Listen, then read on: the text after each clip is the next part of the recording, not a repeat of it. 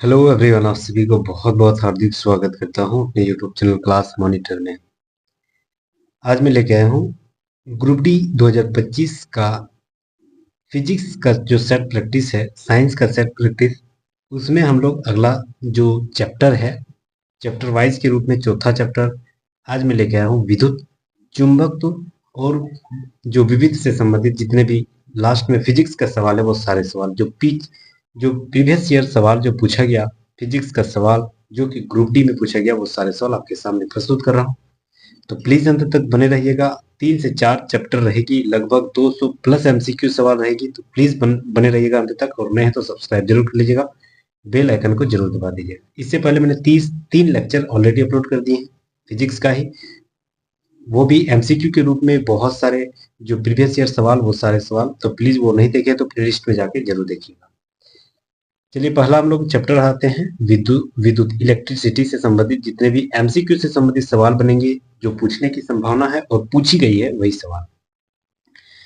तो पहला सवाल हम लोग आते हैं। पहला सवाल बहुत शानदार सवाल है।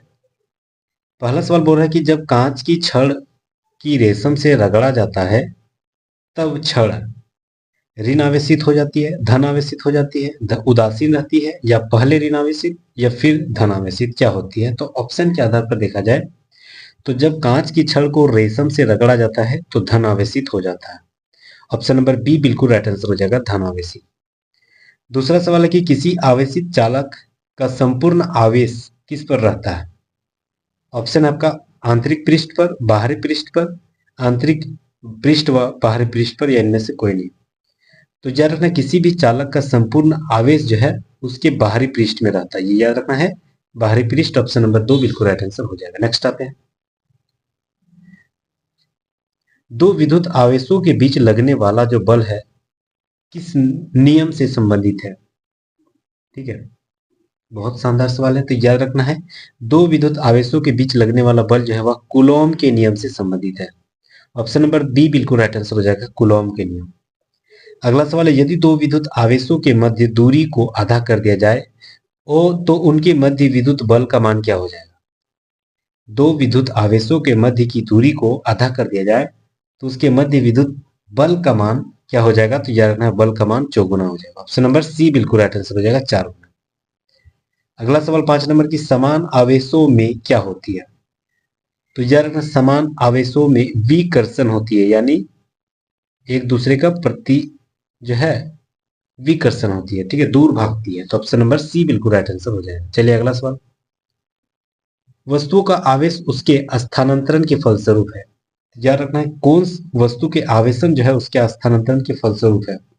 तो याद रखना, ये इलेक्ट्रॉन के स्थानांतरण के फलस्वरूप है। ऑप्शन नंबर 1 बिल्कुल राइट आंसर हो जाएगा, इलेक्ट्रॉन के आवेशन के फलस्वरूप, स्थानांतरण के फलस्वरूप है। नेक्स्ट हम लोग आते हैं 7वां नंबर सवाल, किसी विद्युत परिपथ में इकाई धनावेश को एक बिंदु से दूसरे बिंदु तक ले जाने के लिए किया गया कार्य जो है मापा जाता है। उस बिंदु को क्या, उस बिंदु के क्या होती है। तो यह रखना, उस बिंदु के विभवांतर के बीच जो है कार्य करती है। ठीक है, तो किसी परिपथ में इकाई धनावेश को एक बिंदु से दूसरे बिंदु तक ले जाने में किया गया कार्य किसके द्वारा मापा जाता है। तो विभवांतर। ऑप्शन नंबर 2 बिल्कुल राइट आंसर हो जाएगा, बी। नेक्स्ट हम लोग आते हैं 8 नंबर सवाल, धातुएं विद्युत का सुचालक होती है क्योंकि, धातु अगर विद्युत का सुचालक है तो क्यों। तो इसका जबरदस्त right answer option number A right answer हो जाएगा, इसमें मुक्त इलेक्ट्रॉन होते हैं, इसीलिए ऑप्शन नंबर 1 राइट आंसर हो जाएगा। मुक्त इलेक्ट्रॉनों के कारण धातु जो है विद्युत की सुचालक होती है। बहुत शानदार सवाल है ये, बहुत ज्यादा बार पूछा गया सवाल। नेक्स्ट 9 नंबर की, निम्नलिखित में से कौन सा पदार्थ विद्युत का सबसे अच्छा चालक है। चांदी, तांबा, सोना, अभ्रक। सबसे अच्छा चालक जो है वह विद्युत का कौन सा है। तो याद रखना है, सबसे अच्छा अगर देखा जाए गुड कंडक्टर, तो याद रखना है ऑफ इलेक्ट्रिसिटी, यह है चांदी का। ऑप्शन नंबर 1 बिल्कुल राइट आंसर हो जाएगा, चांदी जो है सबसे बेस्ट विद्युत का अच्छा सुचालक है। ठीक है, नेक्स्ट आते हैं, ऐसे पदार्थ जिनमें सामान्य अवस्था में मुक्त इलेक्ट्रॉन नहीं होते लेकिन विशेष परिस्थिति जैसे उच्च ताप पर अशुद्धि मिलाने पर मुक्त इलेक्ट्रॉन प्राप्त हो जाते हैं। ठीक है, वे क्या कहलाते हैं।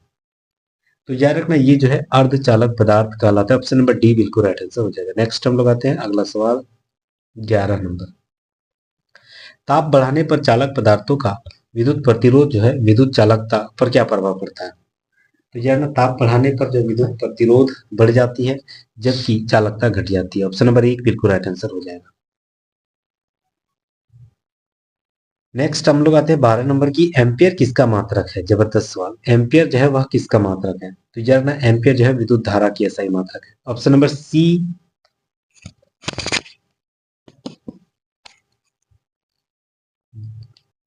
ऑप्शन नंबर सी बिल्कुल राइट आंसर हो जाएगा। एम्पियर जो है आपका विद्युत धारा की ऐसा ही मात्रक है। नेक्स्ट हम लोग आते हैं, प्रत्यावर्ती धारा को दिष्ट धारा में परिवर्तित किया जाता है। ठीक है, आवाज़ में कुछ प्रॉब्लम हुआ होगा, कोई बात नहीं, अब नहीं होगी। तो प्रत्यावर्ती धारा को दिष्ट धारा में परिवर्तित किया जाता है। तो याद रखना प्रत्यावर्ती धारा को दिष्ट धारा में परिवर्तित किया जाता है। तो याद रखना ये रेक्टिफायर के द्वारा। ऑप्शन नंबर सी बिल्कुल राइट आंसर हो जाएगा, रेक्टिफायर। अगला सवाल, विद्युत उपकरण में अर्थ का उपयोग होता है। अर्थ का उपयोग होता है विद्युत उपकरण में, अर्थ का क्या उपयोग होती है? तो याद रखना सुरक्षा के लिए। ऑप्शन नंबर सी बिल्कुल राइट आंसर हो जाएगा, सुरक्षा के लिए किया जाता है अर्थ का उपयोग। नेक्स्ट हम लोग आते हैं 15 नंबर, एक आदर्श वोल्ट मीटर जो है किसका प्रतिरोध होता है? तो एक आदर्श वोल्ट मीटर जो है वह किसका? तो यार ना इसका प्रतिरोध होता है अनंत। ऑप्शन नंबर डी बिल्कुल राइट आंसर हो जाएगा, अनंत इसका प्रतिरोध होती है। नेक्स्ट हम लोग आते हैं अगला सवाल, किसी परिपथ में एक बिंदु पर मिलने वाले धाराओं का बीजीय योग कैसा होता है? तो यार ना किसी भी परिपथ में एक बिंदु से मिलने वाले धारा के बीजीय योग जो है वह शून्य होती है। Option number B right answer हो जाएगा। 17 नंबर सवाल है कि प्रतिरोध का ऐसा मात्रक क्या होती है? तो यार ना प्रतिरोध का ऐसा मात्रक ओम होती है। ठीक है, ऑप्शन नंबर डी बिल्कुल राइट आंसर हो जाएगा, ओम होती है। नेक्स्ट हम लोग आते हैं 18 नंबर सवाल,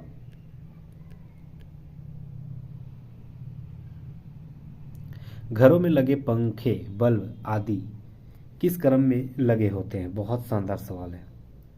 तो यार अपने घरों में लगे जो पंखे और बल्ब है यह समांतर क्रम में जुड़े होते हैं। Option number C right answer हो जाएगा, बहुत इंपॉर्टेंट ये सवाल है।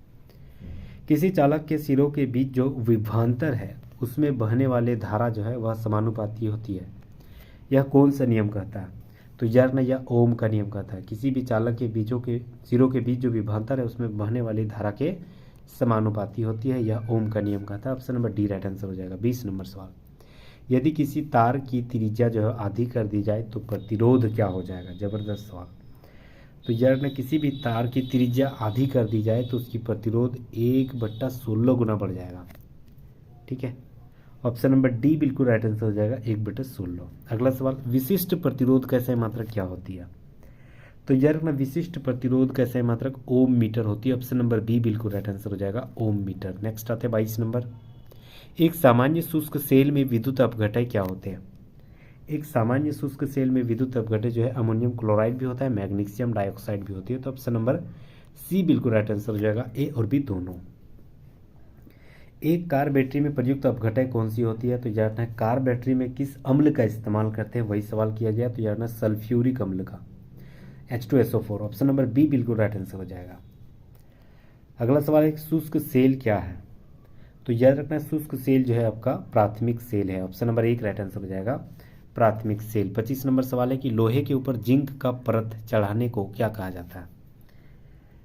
तो याद रखना लोहे के ऊपर जो जिंक का परत चढ़ाया जाता है उसे कहा जाता है गैल्वेनाइजेशन। ऑप्शन नंबर 1 बिल्कुल राइट आंसर हो जाएगा, गैल्वेनाइजेशन। अगला सवाल है कि विद्युत अपघटन की क्रिया में किसी इलेक्ट्रोड पर मुक्त हुए पदार्थ की मात्रा संपूर्ण प्रवाहित आवेश के अनुक्रमानुपाती होती है, यह नियम कौन सा है? तो याद रखना यह नियम जो होती है फेराडे के विद्युत अपघटन संबंधित के प्रथम नियम होते हैं। ऑप्शन नंबर 1 राइट आंसर हो जाएगा। 27 नंबर सवाल है कि फेराडे का नियम किससे संबंधित है? तो याद रखना फेराडे का नियम विद्युत अपघटन से संबंधित है। ऑप्शन नंबर 1 बिल्कुल राइट आंसर हो जाएगा, विद्युत अपघटन। नेक्स्ट हम लोग आते हैं 28 नंबर सवाल, एक फ्यूज तार का उपयोग किसके लिए होती है? तो याद रखना एक फ्यूज तार का इस्तेमाल जो होती है वह अत्यधिक धारा प्रवाह के समय विद्युत परिपथ को तोड़ने के लिए किया जाता है। ऑप्शन नंबर डी बिल्कुल राइट आंसर हो जाएगा, सॉरी ऑप्शन नंबर बी बिल्कुल राइट आंसर हो जाएगा। विद्युत जो फ्यूज तार है उसका इस्तेमाल अत्यधिक धारा प्रवाह के समय विद्युत परिपथ को तोड़ने के लिए किया जाता है। फ्यूज तार में कौन सी विशेषता होती है? ये सवाल एकदम रट लेना, बहुत इंपॉर्टेंट फिजिक्स का सवाल, यह बहुत ज़्यादा बार पूछा जाता है। फ्यूज तार का विशेषता जो है क्या कैसा होती है? तो जानना है इसकी उच्च प्रतिरोधकता। प्रतिरोधकता बहुत ज़्यादा है, निम्न गलनांक, तुरंत गल जाएगी। ठीक है, तो ऑप्शन नंबर सी बिल्कुल राइट आंसर हो जाएगा, निम्न गलनांक उच्च प्रतिरोधकता। Option number C right answer हो जाएगा। नेक्स्ट हम लोग आते हैं अगला सवाल, फ्यूज किस सिद्धांत पर काम करती है? बहुत शानदार सवाल। तो फ्यूज जो है विद्युत का ऊष्मीय प्रभाव के सिद्धांत पर काम करती है। Option number C right answer हो जाएगा, ऊष्मीय प्रभाव, विद्युत ऊष्मीय प्रभाव के सिद्धांत पर काम करती है। नेक्स्ट आते हैं कि आमतौर पर सुरक्षा जो फ्यूज लगाने के लिए प्रयोग होने वाली तार का पदार्थ किसकी बनी होती है? तो यार ना फ्यूज तार जो है किसकी बनी होती है, सवाल यही किया है। तो यार ना टीन और शीशे का। ऑप्शन नंबर डी बिल्कुल राइट आंसर हो जाएगा, टीन और शीशे का मिश्र धातु है। अगला सवाल है कि बिजली के बल्ब का फिलामेंट जो है किस तत्व का बना होता है? बहुत ही बेसिक सवाल है। तो यार ना टंगस्टन का बना होता है। ऑप्शन नंबर डी बिल्कुल राइट आंसर हो जाएगा। 33 है कि बल्ब को तोड़ने पर तेज आवाज़ होती है, क्योंकि? तो बल्ब को तोड़ने पर जो तेज आवाज़ होती है वह क्यों होती है? तो यार ना बल्ब के अंदर निर्वात में वायु तेजी से प्रवेश करती है, इसीलिए। तो ऑप्शन नंबर एक राइट आंसर हो जाएगा। 34 सवाल है कि ट्यूब लाइट में व्यय ऊर्जा का लगभग कितना भाग प्रकाश में परिवर्तित होता है? तो यार ना ट्यूब लाइट में व्यय ऊर्जा का लगभग कितना भाग जो है प्रकाश में परिवर्तित होती है? तो याद रखना है लगभग 60 से 70%। Option number D right answer हो जाएगा। नेक्स्ट है कि विद्युत धारा के उसमें प्रभाव पर आधारित घरेलू उपकरण कौन सा है? तो यार ना विद्युत धारा के उसमें प्रभाव पर आधारित जो है घरेलू उपकरण कौन सा है? तो यार ना विद्युत हीटर भी है, विद्युत बल्ब भी है और ट्यूबलाइट भी है, यानी उपरोक्त में से सभी। Option number D right answer हो जाएगा। 36 नंबर सवाल है कि किलोवाट घंटा किसका मात्रक है? तो यार ना किलोवाट घंटा जो है आपका ऊर्जा का मात्रक है। ऑप्शन नंबर एक बिल्कुल राइट आंसर हो जाएगा, ऊर्जा का मात्रक है किलोवाट घंटा। नेक्स्ट आते हैं 37 नंबर सवाल है कि तड़ित चालक का जो आविष्कार है किसने किया था? तो याद रखना तड़ित चालक का जो आविष्कार है वह बेंजामिन फ्रैंकलिन ने किया था। ऑप्शन नंबर सी बिल्कुल राइट आंसर हो जाएगा, बेंजामिन फ्रैंकलिन। अगला सवाल है तड़ित चालक बनाए जाते हैं तो किस धातु के तड़ित चालक बनाए जाते हैं? बहुत ज़बरदस्त सवाल है। तो याद रखना तड़ित चालक जो है तांबे के धातु से बनाया जाता है। ऑप्शन नंबर सी बिल्कुल राइट आंसर हो जाएगा, तांबे के धातु। नेक्स्ट आते हैं 39 नंबर की विद्युत बल्ब का तंतु धारा प्रवाहित करने से चमकने लगता है, परंतु तंतु में धारा ले जाने पर तार नहीं चमकते, इसका क्या कारण है? बहुत ज़बरदस्त सवाल। तो याद रखना ये जो तंतु का प्रतिरोध तारों की अपेक्षा ज़्यादा होती है, इसीलिए। तो option number C right answer हो जाएगा। अगला सवाल है कि शुष्क सेल बैटरी में निम्नलिखित में से किस विद्युत अपघटय के रूप में प्रयोग होती है? तो याद रखना है अमोनियम क्लोराइड और बेल्जियम डाइऑक्साइड के रूप में। ऑप्शन नंबर ए बिल्कुल राइट आंसर हो जाएगा। चलिए नेक्स्ट आते हैं 41। सामान्यतः प्रयोग में लाई जाने वाली प्रदीप्ति ट्यूबलाइट में निम्नलिखित में से कौन सा अंकित होती है? तो याद रखना सामान्यतः प्रयोग में लाई जाने वाली जो प्रदीप्ति ट्यूबलाइट है कौन सा अंकित किया जाता है? तो याद रखना लगभग 6500 kelvin. Option number C right answer हो जाएगा। मानव शरीर में विद्युत प्रतिरोध के परिमाण की कोटि क्या है? तो याद रखना मानव शरीर में विद्युत प्रतिरोध के परिमाण की कोटि क्या होती है? तो याद रखना ये जो होती है वह 10⁻6 ओम होती है। Option number C right answer हो जाएगा। विद्युत उत्पन्न करने के लिए कौन सी धातु का उपयोग होती है? तो यार ना विद्युत उपकरण उत्पन्न करने के लिए जो उत्पन्न किए जाते धातु उसका इस्तेमाल यूरेनियम का होती है। ऑप्शन नंबर एक राइट आंसर हो जाएगा। नेक्स्ट आते हैं कि माइका यानी जो अभ्रक है वह क्या होती है? तो माइका जो है एक उष्मा और विद्युत का अच्छा कुचालक है, इसमें विद्युत का प्रवाह नहीं होता है। ऑप्शन नंबर एक राइट आंसर हो जाएगा। जलते हुए बल्ब में विद्युत बल्ब के तंतु का ताप जो है सामान्यतः कितनी होती है? तो यार ना जलते हुए बल्ब में सामान्यतः यह 3000 डिग्री से 3500 डिग्री सेल्सियस तक जो है उसका ताप होती है तंतु का। Option number D right answer हो जाएगा। नेक्स्ट हम लोग आते हैं कि एक कृत्रिम उपग्रह में विद्युत ऊर्जा का स्रोत क्या है? तो कृत्रिम उपग्रह में जो विद्युत ऊर्जा मिलती है उसका स्रोत क्या है? तो यार ना सौर battery. Option number D right है। सोलर एनर्जी से उसकी बैटरी चार्ज होती है और उसी आधार पर कृत्रिम उपग्रह का जो है ऊर्जा मिलती है। तो ऑप्शन नंबर डी बिल्कुल राइट आंसर हो जाएगा। नेक्स्ट आते हैं, विद्युत ऊर्जा को यांत्रिक ऊर्जा में बदलने की युक्ति को क्या कहा जाता है? तो यार ना, विद्युत ऊर्जा को यांत्रिक ऊर्जा में बदलने की जो युक्ति है उसे कहा जाता है विद्युत मोटर। ऑप्शन नंबर सी बिल्कुल राइट आंसर हो जाएगा। अगला सवाल है कि रासायनिक ऊर्जा का विद्युत ऊर्जा में रूपांतरण निम्नवत होते हैं। तो यार ना, रासायनिक ऊर्जा का विद्युत ऊर्जा में रूपांतरण जो है वह निम्नवत होते हैं। किस आधार पर? याद रखना, इलेक्ट्रोलाइसिस के द्वारा। ऑप्शन नंबर एक राइट आंसर हो जाएगा। नेक्स्ट आते हैं 49 नंबर सवाल, एकीकृत परिपथ में प्रयुक्त अर्धचालक चिप निम्नलिखित में से किसकी बनी होती है? तो एकीकृत परिपथ में प्रयुक्त अर्धचालक चिप जो है वह किसकी बनी होती है? तो यार ना, सिलिकॉन की। Option number C right answer हो जाएगा। अगला सवाल है कि ट्रांसफार्मर प्रयुक्त होते हैं, ट्रांसफार्मर जो है प्रयुक्त होते हैं किस रूप में? तो यार ना, ट्रांसफार्मर जो है वह एसी वोल्टेज के उपचयन या अपचयन करने के लिए किया जाता है। तो ऑप्शन नंबर डी बिल्कुल राइट आंसर हो जाएगा। एसी वोल्टेज को उच्च या हाई या निम्न करने के लिए किया जाता है। Option number D right answer हो जाएगा। नेक्स्ट हम लोग आते हैं अगला सवाल 51 नंबर, प्रदीप्त नली में सर्वाधिक सामान्यतः प्रयोग होने वाली वस्तु कौन सी है? तो यार, प्रदीप्ति नली में सर्वाधिक सामान्यतः प्रयोग होने वाली वस्तु जो होती है उसका नाम है पारावास्प और आर्गन। ऑप्शन नंबर सी बिल्कुल राइट आंसर हो जाएगा। नेक्स्ट आते हैं, 3 पिन बिजली के प्लग में सबसे लंबी पिन को जोड़ना चाहिए किस सिरे पर? तो यार ना, 3 पिन बिजली के बल्ब में सबसे लंबी पिन को जोड़ना चाहिए आधार के सिरे से। ऑप्शन नंबर एक राइट आंसर हो जाएगा। 53 है कि 1 किलोवाट घंटा का मान कितना होता है? तो यार ना, 1 किलोवाट घंटा का मान जो है वह 3.6 इंटू 10⁶ जूल होती है। ऑप्शन नंबर एक राइट आंसर हो जाएगा। नेक्स्ट आते हैं 54, विशिष्ट प्रतिरोध का एसआई मात्रक क्या होती है? तो यार ना, प्रतिरोध का एसआई मात्रक ओम और विशिष्ट प्रतिरोध का एसआई मात्रक ओम मीटर होती है। तो option number C right answer हो जाएगा। बिजली के पंखे की गति जो है बदलने के लिए प्रयुक्त साधन कौन सी है? तो यार ना, इसे रेगुलेटर कहा जाता है। बिजली के पंखे को जो कम बेस ज़्यादा किया जाता है ना, वह रेगुलेटर से ही किया जाता है कंट्रोल। किरचॉफ की धारा नियम किस पर आधारित है? तो यार ना, किरचॉफ की धारा नियम ऊर्जा संरक्षण पर आधारित है। ऑप्शन नंबर एक राइट आंसर हो जाएगा। 1 वोल्ट विभवांतर द्वारा त्वरित होने पर एक इलेक्ट्रॉन जितनी ऊर्जा प्राप्त करता है उसे क्या कहा जाता है? तो याद रखना, उसे 1 इलेक्ट्रॉन वोल्ट कहा जाता है। Option number B right answer हो जाएगा। नेक्स्ट आते हैं, शुष्क सेल में जो ऊर्जा संग्रहित होती है वह को क्या है? तो याद रखना, शुष्क सेल में जो ऊर्जा संग्रहित होती है उसे रासायनिक ऊर्जा कहा जाता है। Option number B right answer हो जाएगा। चलिए, इसका खत्म हो गया। अब अगला चैप्टर चुंबकत्व आते हैं, चुंबकत्व से संबंधित सवाल। अस्थायी चुंबक बनाए जाते हैं। अस्थायी चुंबक जो है वह किस रूप में बनाए जाते हैं? तो यार ना, इस्पात के रूप में। ऑप्शन नंबर एक राइट आंसर हो जाए, इस्पात से बनाया जाता है।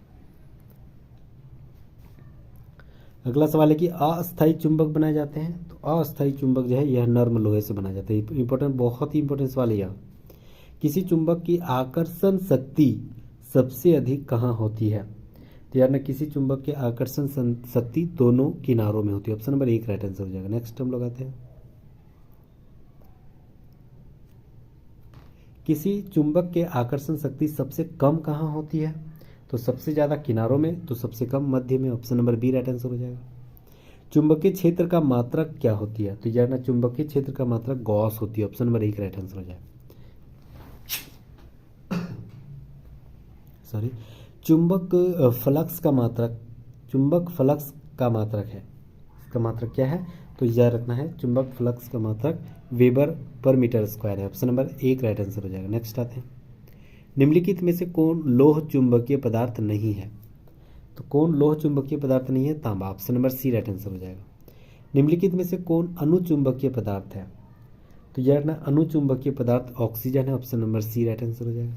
अगला सवाल, लोह चुंबकीय पदार्थों के भीतर परमाणुओं के असंख्य अति सूक्ष्म संरचनाओं को क्या कहा जाता है? तो याद रखना, असंख्य अति सूक्ष्म जो संरचना है उसे डोमेन कहा जाता है। Option number C right answer हो जाएगा, डोमेन। अगला सवाल, एक डोमेन में परमाणुओं की संख्या कितनी होती है? बहुत इंपॉर्टेंट सवाल है। तो एक डोमेन में परमाणुओं की संख्या जो होती है वह होती है 10⁻18 से लेकर 10⁻21 तक। ऑप्शन नंबर सी बिल्कुल राइट आंसर हो जाएगा। अगला सवाल है कि अस्थायी चुंबक किस पदार्थ का बना होता है? तो यार ना, अस्थायी चुंबक जो है वह फेरोमैग्नेटिक से बने होते हैं। ऑप्शन नंबर 1 राइट आंसर हो जाएगा फेरोमैग्नेटिक। नेक्स्ट आता है कि मुक्त रूप से निलंबित चुंबकीय सुई किस दिशा में टिकती है। तो यार ना मुक्त रूप से निलंबित चुंबकीय सुई जो है वह उत्तर से दक्षिण दिशा की ओर टिकी होती है। ऑप्शन नंबर बी बिल्कुल राइट आंसर हो जाएगा। चलिए अगला सवाल हम लोग आते हैं 13 नंबर। चुंबकीय कंपास की सुई जो है किस ओर इंगित करता है। तो यार ना चुंबकीय कंपास जो है वह चुंबकीय उत्तर और चुंबकीय दक्षिण की ओर इंगित करता है। Option number C right answer हो जाएगा, मतलब नॉर्थ से साउथ। ठीक है। चुंबकीय याम्योत्तर और भौगोलिक याम्योत्तर के बीच के कोण को क्या कहते हैं। तो यार ना चुंबकीय याम्योत्तर और भौगोलिक याम्योत्तर के बीच के कोण को चुंबकीय दिक्पात कहा जाता है। Option number C right answer हो जाएगा। 15 नंबर, निम्नलिखित में से कौन चुंबक प्रति चुंबकीय है। निम्नलिखित में से कौन प्रति चुंबकीय है। तो प्रति चुंबकीय कौन है। तो याद रखना प्रति चुंबकीय जो है आपका बिस्मथ होती है। Option number B right answer हो जाएगा बिस्मथ। अगला सवाल, मुक्त रूप से अपने गुरुत्व केंद्र पर आलंबित चुंबकीय सुई क्षैतिज के साथ जो कोण बनाती है उसे क्या कहते हैं। तो याद रखना ये जो उसे क्या कहा जाता है। तो याद रखना उसे नमन कोण कहा जाता है। ऑप्शन नंबर से 1 राइट आंसर हो जाएगा। विद्युत धारा का चुंबकीय प्रभाव सर्वप्रथम अवलोकित किया गया था किसके द्वारा। इंपॉर्टेंट सवाल है। तो विद्युत धारा का चुंबकीय प्रभाव सर्वप्रथम जो आकलन किया गया था वह ऑरस्टेड के द्वारा किया गया था। ऑप्शन नंबर बी बिल्कुल राइट आंसर हो जाएगा ऑरस्टेड। ध्रुवों पर नमन कोण का मान कितना होती है। तो यार ना ध्रुवों पर नमन कोण का मान 90 डिग्री होती है। Option number D right answer हो जाएगा 90 डिग्री। अगला सवाल 19, मुक्त रूप से लटकी चुंबकीय सुई का अक्ष भौगोलिक अक्ष के साथ कौन सा कोण बनाता है। तो याद रखना है 18 डिग्री का कोण बनाता है। Option number C right answer हो जाएगा। वह क्रिया जिसके द्वारा धातु को अचुंबकीय बनाया जाता है क्या कहलाती है। तो याद रखना है इसे डीमैग्नेटाइजेशन कहा जाता है। ऑप्शन नंबर 1 राइट आंसर हो जाएगा। अगला सवाल है कि फ्लेमिंग के बाएं हाथ का नियम की दिशा क्या बताता है। तो यार ना फ्लेमिंग के बाएं हाथ का नियम की दिशा जो है किसी विद्युत चालक में बल की दिशा और चालक के चुंबकीय क्षेत्र की दिशा को बताता है। Option number C right answer हो जाएगा। नेक्स्ट आते हैं, विद्युत चुंबकीय प्रेरण के नियमों का उपयोग निम्नलिखित में से किसको बनाने में उपयोग किया जाता है। तो याद रखना ये जो है जनित्र यानी जनरेटर को बनाने में किया जाता है। Option number D right answer हो जाएगा। अगला सवाल है कि डायनेमो को कार्य जो है सिद्धांत किस पर आधारित है, किससे संबंधित है। तो यार ना यांत्रिक ऊर्जा को विद्युत ऊर्जा में बदलता है कौन, डायनेमो। डायनेमो जो है यांत्रिक ऊर्जा को विद्युत ऊर्जा में बदल देता है। Option number D right answer हो जाएगा। और मोटर विद्युत ऊर्जा को यांत्रिक ऊर्जा में बदल देता है। अगला सवाल है विद्युत जनित्र किस कार्य करने का सिद्धांत है। तो विद्युत जनित्र जो है वह विद्युत चुंबकीय प्रभाव पर आधारित है। विद्युत मोटर किस सिद्धांत पर काम करती है। तो यार ना विद्युत मोटर जो है फेराडे के नियम पर आधारित है। इंपॉर्टेंट सवाल, ऑप्शन नंबर 1 राइट आंसर हो जाएगा। ट्रांसफार्मर के रॉड बनाने के लिए निम्नलिखित पदार्थों का अधिक उपयुक्त होती है। तो यार ना ट्रांसफार्मर के रॉड बनाने के लिए नर्म लोहे का इस्तेमाल करते हैं। ऑप्शन नंबर 1 राइट आंसर हो जाएगा। चलिए नेक्स्ट आते हैं 27 नंबर, ट्रांसफार्मर किस सिद्धांत पर आधारित है। तो याद रखना ट्रांसफार्मर जो है विद्युत चुंबकीय प्रेरण के सिद्धांत पर आधारित है। Option number B right answer हो जाएगा। लेंज का नियम क्या है। तो यार ना लेंज का नियम ऊर्जा का संरक्षण का नियम है। ऑप्शन नंबर सी बिल्कुल राइट आंसर हो जाएगा। ऊर्जा संरक्षण के नियम को ही लेंज का नियम कहा जाता है। नेक्स्ट आते हैं, एक लंबी धारावाही कुंडली क्या कहलाती है। तो यार ना एक लंबी धारावाही कुंडली जो है वह परिनालिका कहलाती है। ऑप्शन नंबर 1 राइट आंसर हो जाएगा। लोहा का क्यूरी ताप कितना होता है। तो यार ना लोहा का क्यूरी ताप लगभग 700 डिग्री सेल्सियस होती है। Option number D right answer हो जाएगा 700। विद्युत चुंबक बनाने के लिए किस धातु का प्रयोग किया जाता है। तो याद रखना विद्युत चुंबक बनाने के लिए जो है वह लोहा का इस्तेमाल करते हैं। Option number B right answer हो जाएगा। विषुवत रेखा पर नति कोण का मान कितना होता है। तो यार ना विषुवत रेखा पर जो नति का मान 0 डिग्री होती है। ऑप्शन नंबर 1 राइट आंसर हो जाएगा। चलिए अगला अब तो हम लोग आधुनिक भौतिकी से संबंधित जितने भी संबंधित सवाल बनते हैं वो सारे सवाल, ठीक है। इसके बाद विविध पढ़ेंगे और चैप्टर को समाप्त करेंगे। देखिए भौतिकी से संबंधित सवाल, परमाणु के नाभिक में क्या होते हैं। बहुत शानदार। तो याद रखना परमाणु के नाभिक में क्या होते हैं, प्रोटॉन और neutron. Option number 1 right answer हो जाएगा। न्यूट्रॉन की खोज किसने किया था, तो यार ना न्यूट्रॉन की खोज चैडविक ने किया था। Option number C right answer हो जाएगा। निम्नलिखित में से कौन सा जो है अस्थायी कण है, तो यार ना इलेक्ट्रॉन, इलेक्ट्रॉन जो है एक अस्थायी कण है। Option number B right answer हो जाएगा। इलेक्ट्रॉन एक अस्थायी कण है। ऑप्शन नंबर बी बिल्कुल राइट आंसर हो जाएगा। चलिए नेक्स्ट आते हैं, नाभिक का आकार कितना होता है, तो यार अपना नाभिक का जो आकार है वह कितना होता है याद रखना 10⁻⁻10 metre. Option number 1 right answer है। पॉजिट्रॉन की खोज किसने किया था, तो यार ना पॉजिट्रॉन की खोज जो है एंडरसन ने किया था। Option number D right answer हो जाएगा। हाइड्रोजन परमाणु के न्यूक्लियस में प्रोटॉनों की संख्या कितनी होती है, तो यार ना हाइड्रोजन परमाणु में के न्यूक्लियस में प्रोटॉनों की संख्या 1 होती है। Option number B right answer हो जाएगा। इलेक्ट्रॉन की खोज किसने की थी, तो यार ना इलेक्ट्रॉन की खोज थॉमसन ने किया था। ऑप्शन नंबर 1 राइट आंसर हो जाएगा। अगला सवाल है कि किसी तत्व की परमाणु संख्या किस पर आधारित है, तो याद रखना किसी तत्व की परमाणु संख्या जो है नाभिक में प्रोटॉनों की संख्या के बराबर होती है। Option number C right answer हो जाएगा। परमाणु में प्रोटॉन रहते हैं, तो परमाणु में जो प्रोटॉन रहते हैं वह नाभिक के भीतर रहते हैं। ऑप्शन नंबर 1 राइट आंसर हो जाएगा। इलेक्ट्रॉन जो है वहन करता है किस आधार पर, तो याद रखना है यह एक यूनिट ऋणावेश के रूप में। ऑप्शन नंबर 1 राइट आंसर हो जाएगा। चलिए नेक्स्ट आते हैं, समस्थानिक परमाणुओं में, तो यार ना समस्थानिक परमाणुओं में क्या होती है, तो यार ना प्रोटॉनों की संख्या समान होती है। ऑप्शन नंबर 1 राइट आंसर हो जाएगा। किसी परमाणु नाभिक का आइसोटोप वह नाभिक है जिसमें वह क्या होती है, तो यार ना प्रोटॉनों की संख्या वही होती है। आइसोटोप में प्रोटॉनों की संख्या सेम है लेकिन न्यूट्रॉनों की संख्या अलग हो जाती है। Option number B right answer हो जाएगा। ठीक है, नेक्स्ट 13 नंबर सवाल, ऐसे दो तत्व जिनमें प्रोटॉनों की संख्या भिन्न भिन्न होती है परंतु द्रव्यमान संख्या समान होता है उसे क्या कहते हैं। बहुत शानदार सवाल। तो यार ना द्रव्यमान संख्या समान है तो उसे समभारिक कहा जाता है। Option number B right answer हो जाएगा, समभारिक कहा जाता है। अगला सवाल, ऐसे तत्व जिसमें परमाणु संख्या समान है लेकिन द्रव्यमान संख्या अलग अलग उसे समस्थानिक कहा जाता है। ऑप्शन नंबर बी बिल्कुल राइट आंसर हो जाएगा, समस्थानिक। निम्नलिखित में से किस तत्व के सर्वाधिक समस्थानिक होते हैं, तो यार ना सर्वाधिक समस्थानिक जो होते हैं वह किस तत्व के होते हैं, तो पोलोनियम की। ऑप्शन नंबर डी बिल्कुल राइट आंसर हो जाएगा, पोलोनियम।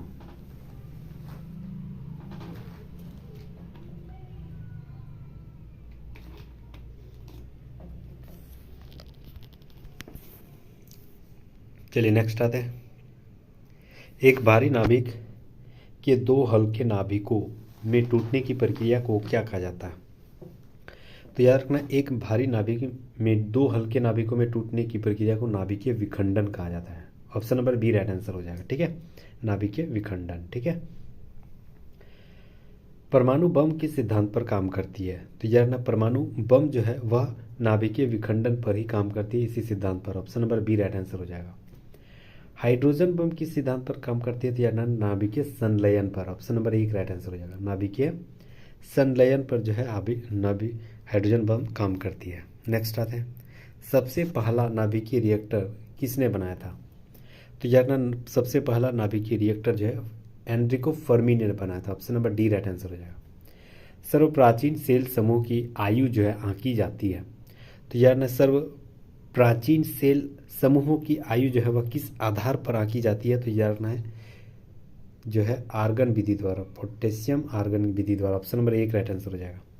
रेडियो सक्रिय पदार्थ उत्सर्जित करता है, तो रेडियो जो सक्रिय पदार्थ है वह किस पदार्थ जो उत्सर्जित करता है, क्या उत्सर्जित करता है, तो यार ना ये जो है अल्फा बीटा गामा, ये सारे रे, तीनों रे को उत्सर्जित करता है। Option number D right answer हो जाएगा। नेक्स्ट आते हैं 22 नंबर, सूर्य की ऊर्जा का निर्माण होता है, तो यार ना सूर्य की ऊर्जा का जो निर्माण होती है वह किस आधार पर होती है, तो यार ना सूर्य की ऊर्जा का निर्माण जो है वह नाभिकीय संलयन पर आधारित है। Option number B right answer हो जाएगा। निम्नलिखित में से किसमें ऋणात्मक आवेश होती है, तो यार ना ऋणात्मक आवेश जो है वह बीटा कण में होती है। Option number C right answer हो जाएगा। चलिए नेक्स्ट आते हैं, नाभिकीय रिएक्टर के निर्माण में निम्नलिखित में से कौन सा एक अनिवार्य है, तो यार ना नाभिकीय रिएक्टर के निर्माण के लिए जो है वह किसका अनिवार्य होना जरूरी है, तो याद रखना जर्कोनियम का। Option number C right answer हो जाएगा। 25 नंबर सवाल है कि कोबाल्ट साल्ट आमतौर पर विकिरण चिकित्सा में प्रयुक्त होता है क्योंकि यह उत्सर्जित करता है। तो यार ना कोबाल्ट साल्ट जो आमतौर पर विकिरण चिकित्सा में प्रयुक्त होती है क्योंकि यह उत्सर्जित करता है, तो यार ना गामा किरण। Option number C right answer हो जाएगा। चलिए नेक्स्ट आते हैं 26 नंबर। नाभिकीय रिएक्टर में न्यूट्रॉन नियंत्रक के रूप में निम्नलिखित में से क्या प्रयोग किया जाता है। तो याद रखना नाभिकीय रिएक्टर में न्यूट्रॉन नियंत्रक के रूप में निम्नलिखित में से किसका प्रयोग करते हैं। तो याद रखना ये जो प्रयोग किया जाता है वह कैडमियम या बोरोन का इस्तेमाल करते हैं। Option number C right answer हो जाएगा। क्यूरी इकाई है, तो याद रखना क्यूरी जो है वह किसकी इकाई है, तो याद रखना रेडियो सक्रिय धर्मिता का। ऑप्शन नंबर 1 राइट आंसर हो जाएगा। 28 नंबर सवाल है कि नाभिकीय रिएक्टरों में ऊर्जा उत्पन्न होती है। तो यार ना नाभिकीय रिएक्टरों में नियंत्रण विखंडन द्वारा ऊर्जा होती है। Option number C right answer हो जाएगा। चलिए अगला सवाल। रेडियो कार्बन डेटिंग जो है किसकी उम्र ज्ञात करने के लिए प्रयोग किया जाता है। तो याद रखना रेडियो कार्बन डेटिंग जो है जीवाश्मों की उस उम्र को पता लगाने के लिए इस्तेमाल करते हैं। Option number B right answer हो जाएगा। परमाणु रिएक्टर क्या है, 30 नंबर सवाल। तो यार ना परमाणु रिएक्टर एक आणविक भट्ठी है। Option number D right answer हो जाएगा। 31 नंबर सवाल है कि पृथ्वी की आयु का निर्धारण निम्नलिखित में से किस विधि द्वारा किया जाता है। तो यार ना पृथ्वी की आयु का निर्धारण निम्नलिखित में से किस विधि द्वारा किया जाता है। तो याद रखना ये जो होती है वह यूरेनियम विधि द्वारा होती है। Option number D right answer हो जाएगा। नेक्स्ट आते हैं। कलपक्कम के फास्ट ब्रीडर टेस्ट रिएक्टर में निम्नलिखित में से कौन सा शीतलक के रूप में प्रयोग किया जाता है। तो याद रखना किसका शीतलक के रूप में इस्तेमाल करते हैं, तो याद रखना D2O भारी जल का। Option number B right answer हो जाएगा। अगला सवाल है कि नाभिकीय रिएक्टर में भारी जल यानी D2O का प्रयोग किस रूप में किया जाता है। तो याद रखना D2O का प्रयोग जो है वह मंदक के रूप में करते हैं। ऑप्शन नंबर 1 राइट आंसर हो जाएगा। नेक्स्ट आते हैं। एक प्रकाश विद्युत सेल जो है परिवर्तित किया जा सकता है किस रूप में, तो याद रखना विद्युत ऊर्जा, प्रकाश ऊर्जा को विद्युत ऊर्जा। Option number C right answer हो जाएगा। नेक्स्ट आते हैं। कुलीज नलिका का प्रयोग जो है क्या उत्पन्न करने के लिए किया जाता है। तो यार ना कुलीज नलिका का इस्तेमाल एक्स किरणें की प्रयोग करने के लिए किया जाता है। Option number C right answer हो जाएगा। एक्स किरणें किसको पार नहीं कर सकती है, शानदार सवाल। तो यार ना एक्स किरणें जो है अस्थि यानी हड्डी को पार नहीं कर सकता। ऑप्शन नंबर बी बिल्कुल राइट आंसर हो जाएगा। अगला सवाल है कि नव आविष्कृत उच्च ताप अतिचालक है। तो याद रखना ये जो है सिरेमिक ऑक्साइड होती है। Option number C right answer हो जाएगा। नेक्स्ट आते हैं। डायोड से धारा किसकी दिशाओं में बहती है। तो याद रखना डायोड से धारा जो है वह किसकी दिशाओं में बहती है। तो याद रखना एक दिशा, दोनों दिशा में,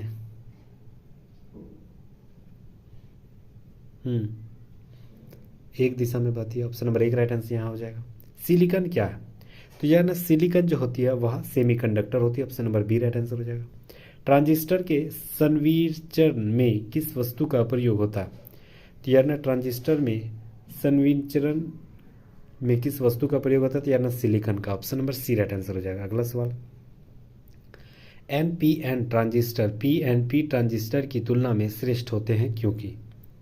तो याद रखना NPN ट्रांजिस्टर PNP ट्रांजिस्टर की तुलना में श्रेष्ठ होती है क्योंकि। तो याद रखना क्यों, इसमें इलेक्ट्रॉनों की प्रवाह अधिक होती है इसलिए। Option number C right answer हो जाएगा। 42 नंबर सवाल है कि निम्नलिखित में से कौन सा धातु अर्धचालक की तरह ट्रांजिस्टर में प्रयोग होती है। तो यार ना अर्धचालक के रूप में जर्मेनियम का इस्तेमाल होती है ट्रांजिस्टर में। Option number B right answer हो जाएगा। बहुत इंपॉर्टेंट सवाल है। नेक्स्ट आते हैं। एक टीवी सेट को चलाने के लिए निम्नलिखित में से किस एक को टीवी रिमोट नियंत्रण इकाई का प्रयोग किया जाता है। टीवी रिमोट में जो किसी का प्रयोग किया जाता है, तो यार ना सूक्ष्म तरंगे का। ऑप्शन नंबर डी बिल्कुल राइट आंसर हो जाएगा, सूक्ष्म तरंग। नेक्स्ट आते हैं। दूरदर्शन के संकेत एक निश्चित दूरी के बाद नहीं मिल सकते हैं क्योंकि। तो यार ना दूरदर्शन संकेत की एक निश्चित दूरी के बाद नहीं मिल सकती है क्योंकि पृथ्वी की सतह वृत्ताकार होती है इसीलिए। Option number D right answer हो जाएगा। 45 नंबर सवाल। रडार का उपयोग किस लिए किया जाता है। तो यार ना रडार का उपयोग जो है जहाज़ों, वायुयान आदि को ढूंढना, मार्ग निर्देश करना इसीलिए किया जाता है। ऑप्शन नंबर बी बिल्कुल राइट आंसर हो जाएगा। 46 है कि त्रिविमीय चित्र जो है यानी 3D जो पिक्चर होती है वह किसके द्वारा लिया जाता है। तो 3D पिक्चर जो होती है वह होलोग्राफी के द्वारा लिया जाता है। ऑप्शन नंबर 1 राइट आंसर हो जाएगा। 47 है कि लेजर बीम का उपयोग होती है लेसर बीम का उपयोग जो होती है वह गुर्दे की चिकित्सक, किडनी जो होती है ना, गुर्दा, उसी के चिकित्सक में इस्तेमाल होती है। नेक्स्ट आते हैं लेसर किरण होती है। लेसर की किरण जो होती है वह क्या होती है, केवल एक ही रंग के होते हैं। ऑप्शन नंबर 1 राइट आंसर हो जाएगा। बिना शल्य चिकित्सा के पथरी का इलाज किया जा सकता है। बिना शल्य चिकित्सा के पथरी का इलाज किया जा सकता है किस रे के, किस आधार पर? तो यह रखना, यह लेजर के द्वारा। Option number C right answer हो जाएगा। लेजर के द्वारा उस पथरी को जो टुकड़ा टुकड़ा कर देता है और वही थी फिर धीरे धीरे पानी से हट जाती, निकल जाती। ठीक है, वैसे ही किया जाता है। अगला सवाल है कि विद्युत उत्पन्न करने के लिए कौन सी धातु का उपयोग किया जाता है? विद्युत उत्पन्न के लिए कौन सी धातु का इस्तेमाल करते हैं? तो याद रखना, या यूरेनियम का इस्तेमाल करते हैं। ऑप्शन नंबर 1 राइट आंसर हो जाएगा। अगला सवाल 51 नंबर, एकीकृत परिपथ में प्रयुक्त अर्धचालक चिप जो है किसकी बनी होती है? तो याद रखना, ये सिलिकॉन की बनी होती है। निम्नतापी इंजनों का अनुप्रयोग किया जाता है। तो याद रखना, निम्नतापी जो है इंजनों का अनुप्रयोग जो है वह किया जाता है किस रूप में? तो याद रखना, यह रॉकेट के रूप में, ऑप्शन रॉकेट में इस्तेमाल करते हैं। ऑप्शन नंबर 1 राइट आंसर हो जाएगा। एक फोटो सेल में प्रकाश ऊर्जा को परिवर्तित किया जाता है। तो प्रकाश ऊर्जा को परिवर्तित किया जाता है विद्युत ऊर्जा में। Option number D right answer हो जाएगा। पहले ताप यनिक बल्ब का आविष्कार किसने किया था? ताप यनिक बल्ब का आविष्कार J.A. फ्लेमिंग ने किया था। Option number C right answer हो जाएगा। न्यूनतम तापमान पैदा करने के लिए निम्नलिखित में से किस सिद्धांत का प्रयोग किया जाता है? तो यार न्यूनतम तापमान पैदा करने के लिए किस सिद्धांत का इस्तेमाल करते हैं? तो यार अतिचालकता का। ऑप्शन नंबर 1 राइट आंसर हो जाएगा। निम्नलिखित में से कौन विद्युत चुंबकीय तरंग नहीं है? तो यार कौन विद्युत चुंबकीय तरंग नहीं है? तो यार पराश्रव्य तरंगे नहीं है विद्युत चुंबकीय तरंग। अगला सवाल, चलिए इसका खत्म हो गया। अगला हम लोग विविध से संबंधित सवाल आते हैं। ठीक है, लास्ट यही है फिजिक्स का सवाल है कि किसने छिद्र सिद्धांत को प्रतिपादित किया था? किसने छिद्र सिद्धांत को किसने प्रतिपादित किया था? तो यार रखना, ये जो प्रतिपादित किया था वह किसके द्वारा किया गया था? तो यार ना एस चंद्रशेखर के द्वारा। Option number C right answer हो जाएगा। दूरबीन का आविष्कार किसने किया था? बहुत शानदार सवाल था यार ना, गैलीलियो ने। ऑप्शन नंबर 1 राइट आंसर हो जाएगा।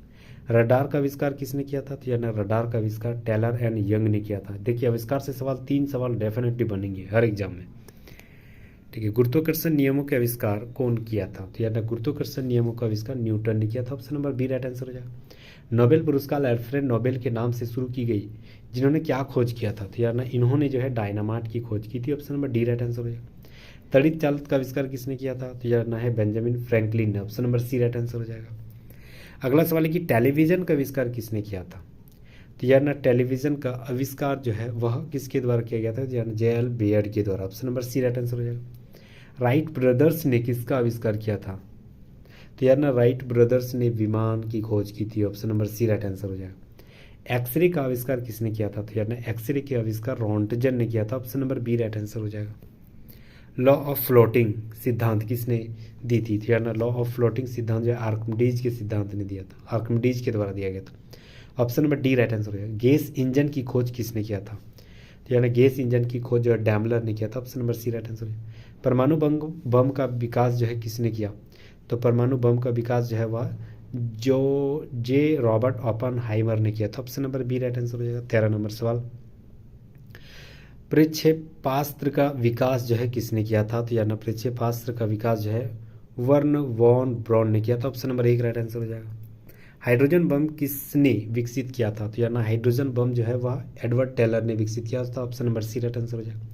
लेसर का आविष्कार किसने किया था? तो यार लेसर का आविष्कार जो है T.H. मेमन ने किया था। Option number C right answer हो जाएगा। बैलिस्टिक मिसाइल निम्नलिखित में से किसने बनाई थी? तो यार बैलिस्टिक मिसाइल जो है वह वार्नर वॉन ब्रॉन ने बनाई थी। ऑप्शन नंबर 1 राइट आंसर हो जाएगा। इलेक्ट्रॉन सूक्ष्मदर्शी का आविष्कार किसने किया था? तो यार इलेक्ट्रॉन सूक्ष्मदर्शी का जो आविष्कारक है वह कौन है? नॉल एंड रूस का। ऑप्शन नंबर 1 राइट आंसर हो जाएगा। कंप्यूटर का जनक समझे जाने वाले व्यक्ति कौन है? तो यार कंप्यूटर के जनक समझे जाने वाले व्यक्ति चार्ल्स बेबेज है। ऑप्शन नंबर 1 राइट आंसर हो जाएगा। पॉजिट्रॉन की खोज किसने किया था? तो यार पॉजिट्रॉन की खोज एंडरसन ने किया था। Option number D right answer हो जाएगा। विद्युत धारा का चुंबकीय प्रभाव सर्वप्रथम किसने अवलोकित किया गया था? तो यार विद्युत धारा का चुंबकीय प्रभाव जो है सर्वप्रथम ऑरस्टेड के द्वारा अवलोकित किया गया था। Option number B right answer हो जाएगा। माइक्रोफोन का आविष्कार किसने किया था? तो यार माइक्रोफोन का आविष्कार ग्राहम बेल ने किया था। Option number C right answer हो जाएगा। स्कूटर का आविष्कार किसने किया था? तो यार स्कूटर का आविष्कार ब्रॉड शो के द्वारा किया गया था। ऑप्शन नंबर 1 राइट आंसर हो जाएगा, ब्रॉड शो। वायरलेस का आविष्कार किसने किया था? तो यार ना वायरलेस का आविष्कार जो है वो Markovnikov, option number 1 right answer होगा, मार्कोनी के द्वारा। फाउंटेन पेन का आविष्कार किसने किया था? तो यार ना फाउंटेन पेन का आविष्कार वाटरमैन के द्वारा, ऑप्शन नंबर 1 राइट आंसर हो जाएगा। विलहेल्म रॉन्टजन ने आविष्कार किया था, विलहेल्म रॉन्टजन ने एक्सरे मशीन की आविष्कार की थी, option number B right answer. Typewriter के आविष्कारक कौन है? तो यार ना राइटर के आविष्कारक जो है सोल से है, option number B right answer हो जाएगा। नेक्स्ट आते हैं, पायरोमीटर निम्नलिखित के मापने के प्रयोग में लाता है। पायरोमीटर जो है किसका मापने में इस्तेमाल होती है? तो याद रखना ये जो उच्च तापमान को मापने के लिए इस्तेमाल होती है, option number C right answer हो जाएगा। महासागर में डूबी हुई वस्तुओं की स्थिति को जानने के लिए निम्नलिखित में से किस यंत्र का इस्तेमाल करते हैं? तो यार ना महासागरों में जो डूबी हुई वस्तु की स्थिति को जानना है उसमें किस यंत्र का इस्तेमाल करते हैं? तो जानना है सोनार का, ठीक है, option number D right answer होगा। सापेक्ष आर्द्रता मापी जाती है, तो यार ना आर्द्रता यानी पानी आ गया, तो जहाँ पानी आ गया उसमें हाइग्रो आ जाएगा, तो option number B right answer हो जाएगा, हाइग्रोमीटर। नेक्स्ट हम लोग आते हैं, रेफ्रिजरेटर में थर्मोस्टेट का क्या कार्य है? तो याद रखना थर्मोस्टेट का काम है कि समान तापमान बनाए रखना है, option number C right answer हो जाएगा। मैनोमीटर के द्वारा किसकी माप की जाती है? तो यार ना मैनोमीटर के द्वारा जो है वह गैसों के दाब की माप की जाती है, option number B right answer हो जाएगा। सेफ्टी लैंप के आविष्कारक कौन है? तो यार ना सेफ्टी लैंप के जो आविष्कारक है वह डेवी है, option number B right answer हो जाएगा। वायु में अपेक्षित आर्द्रता मापने के लिए किसका इस्तेमाल करते हैं? तो आर्द्रता मापने के लिए हाइग्रोग्राफ का इस्तेमाल करते हैं, ऑप्शन नंबर 1 राइट आंसर हो जाएगा। नेक्स्ट आते हैं, दूध की शुद्धता का मापन कौन करता है? तो यार ना दूध की शुद्धता का मापन लैक्टोमीटर के द्वारा होती है, option number D right answer हो जाएगा। निम्नलिखित में से किसका उपयोग ऊंचाई नापने के लिए किया जाता है? तो यार ना ऊंचाई नापने के लिए जो है अल्टीमीटर का इस्तेमाल करते हैं, option number C right answer हो जाएगा। सीस्मोग्राफ किसका पता लगाने के लिए उपयोगी होते हैं? तो यार ना है भूकंप का पता लगाने के लिए सीस्मोग्राफ का इस्तेमाल करते हैं, option number B right answer हो जाएगा। कार्बोरेटर का उपयोग क्यों करते हैं? तो यार ना कार्बोरेटर का उपयोग जो है पेट्रोल के साथ हवा में मिश्रित करना उपयोग होता है, option number B right answer हो जाएगा। रेक्टिफायर का प्रयोग किया जाता है, तो रेक्टिफायर का प्रयोग जो है वह होती है एसी को डीसी में बदलने के लिए, option number D right answer हो जाएगा। सूर्य की किरणों की तीव्रता मापने वाले उपकरण को क्या कहा जाता है? तो यार ना सूर्य की किरणों की तीव्रता मापने वाले उपकरण को क्या कहा जाता है? तो यह रखना है उसे कहा जाता है actinometer, option number C right answer हो जाएगा, एक्टियोमीटर। एक उड़ते हुए चक्के की प्रति सेकंड घूर्णन किससे मापी जाती है? तो यह ना प्रति सेकंड घूर्णन एस्ट्रोबोस्कोप के द्वारा मापी जाती है, option number D right answer है। निम्नलिखित में से कौन सा उपकरण चिकित्सकों द्वारा इस्तेमाल किया जाता है? तो यार ना चिकित्सकों के द्वारा इस्तेमाल की जाती है स्टेथोस्कोप का, option number B right answer हो जाएगा। नेक्स्ट आते हैं, साइक्लोट्रॉन किसको त्वरित करने के लिए प्रयुक्त किया जाता है? तो यार ना साइक्लोट्रॉन किसको त्वरित करने के लिए प्रयुक्त किया जाता है? तो याद रखना ये जो किया जाता है परमाणु के रूप में, option number C right answer हो जाएगा। निम्नलिखित में से कौन सा यंत्र जो है प्रत्यावर्ती धारा को एक दिशी धारा में परिवर्तित करता है? तो यार ना एक दिशी धारा के रूप में परिवर्तित होती है तो rectifier, option number B right answer हो जाएगा। कुलीज नलिका का प्रयोग क्या उत्पन्न करने के लिए किया जाता है? तो यार ना कुलीज नलिका का प्रयोग जो है वह अल्टरनेटर धारा की दिशा को परिवर्तित करने के लिए किया जाता है, option number C right answer हो जाएगा। चलिए 44 सवाल आते हैं।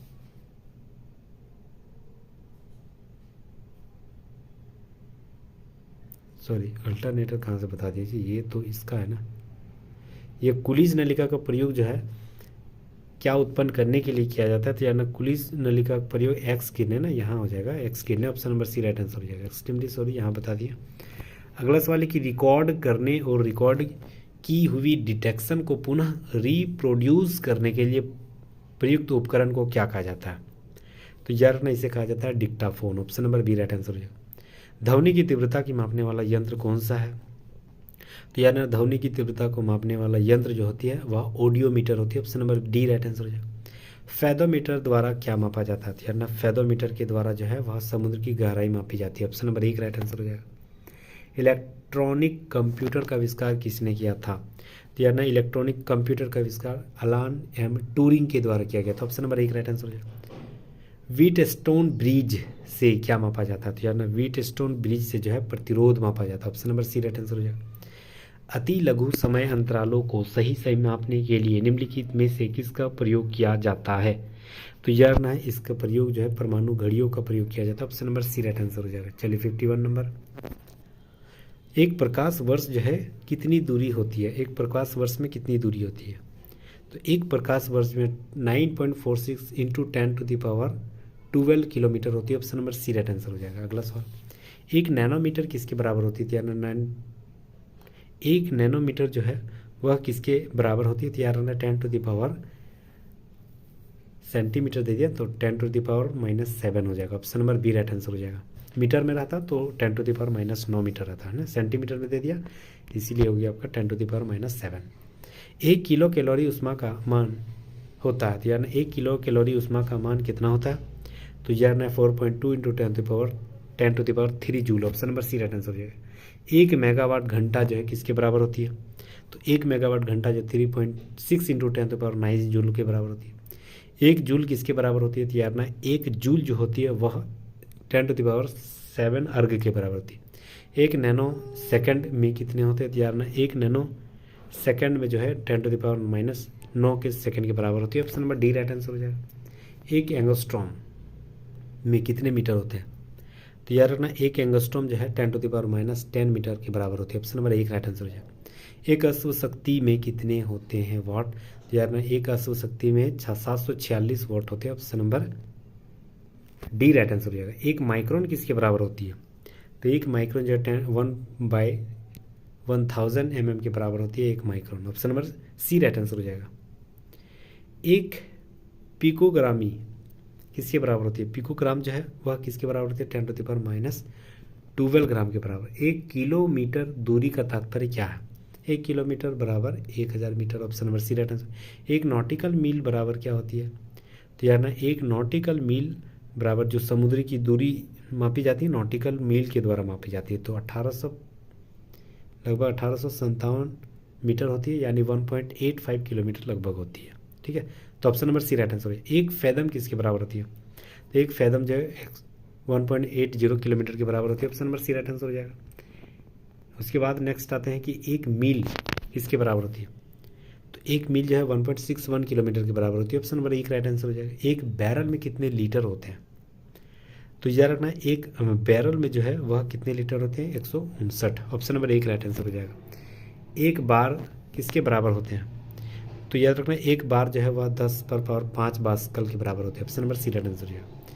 1 किलोग्राम राशि का वजन क्या है? 1 किलोग्राम राशि का जो वजन होती है वह कितना होती है? तो एकदम परफेक्ट देखा जाए तो 9.8 न्यूटन होती है। Option number C right answer हो जाएगा। अगला सवाल 68 नंबर, प्लांक नियतांक का मान कितना होता है?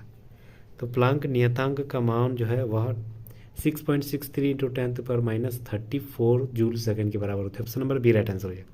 इलेक्ट्रॉन का द्रव्यमान MeV में होता है, कितना होता है? तो यानी इलेक्ट्रॉन का द्रव्यमान जो MeV में होती है वह कितनी होती है? तो याद रखना ये जो होती है आपका 0.51 MeV के बराबर होती है। Option number B right answer हो जाएगा। चलिए 70 नंबर सवाल आते हैं। 1 माइक्रोन में कितने मीटर होते हैं? तो यार ना 1 माइक्रोन जो है 10⁻6 के बराबर मीटर के बराबर होती है। नेक्स्ट आते हैं